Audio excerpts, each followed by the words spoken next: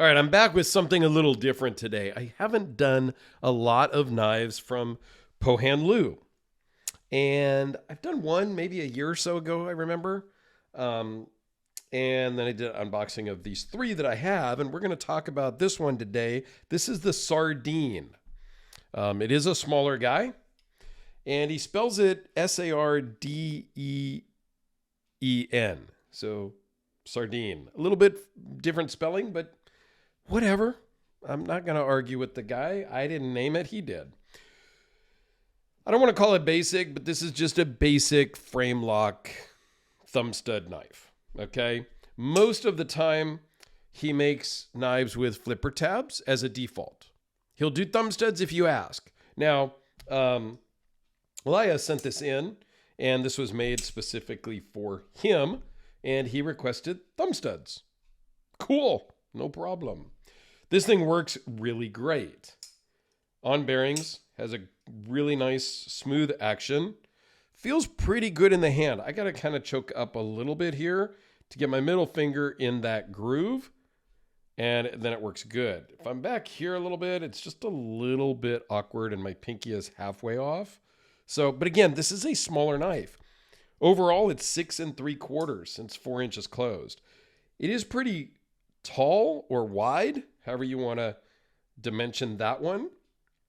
So it does take up some room in your hand, takes up some room in your pocket, but it's not a problem to carry. 2.7-inch blade. Blade thickness is 0.123, S35VN, and it weighs in at 5.4 ounces. What's cool about this is it is all made by hand. Okay? No CNC, no fancy nothing, just handmade. Nice Scandia grind, which means there is no secondary bevel. What do I have here that might show that better? This one kind of, so it grinds down. It grinds down here as a flat grind, and then there's the secondary bevel here, which is the sharpened edge. Okay. Well, on a Scandia, there is no secondary bevel. It literally goes from here straight down to 0. And that's your sharpened edge.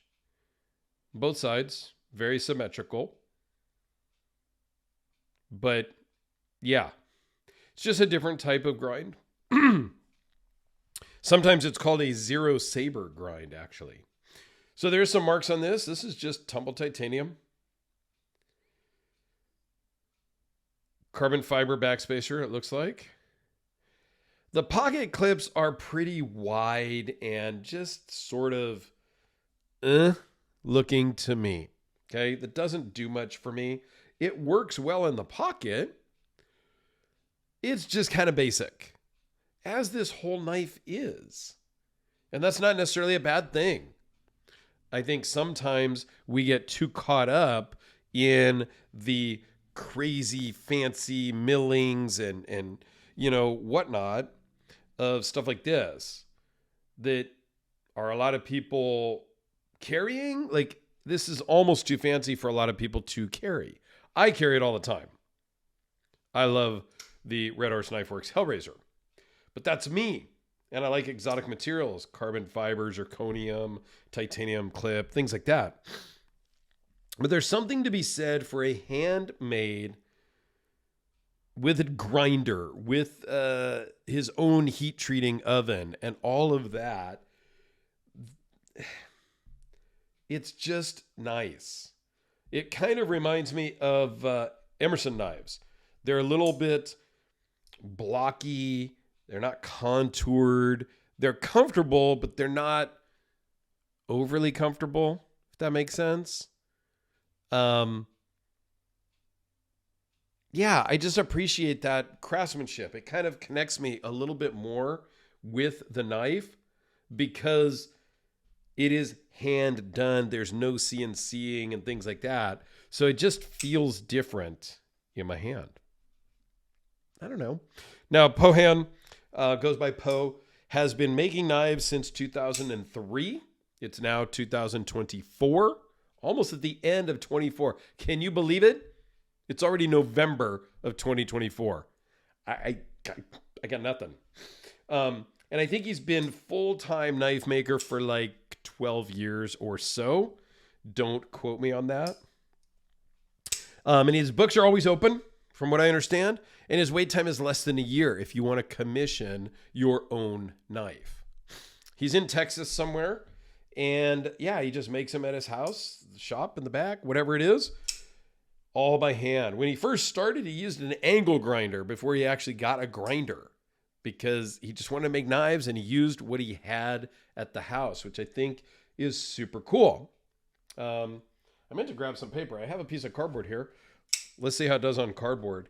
When he first started with his angle grinder, he also used an open air coal forge kind of for his heat treating, which he quickly learned is not the way to do it. He also learned that the angle grinder was not the right way either. So he does have a full shop now. He has electric heat treat ovens and all of that good stuff. So yeah, he has gotten to a little bit of the modernness, but yeah. So this thing does cut really well, and I'm making a mess here. I got to stop doing the cardboard thing. I got to get a little vacuum up here and clean this off. But yeah, all by hand. I think it's just really, really cool. So let me know your thoughts. I'll make a Pohan playlist just because I have this one. I've done another one before, and I have a couple more to still film.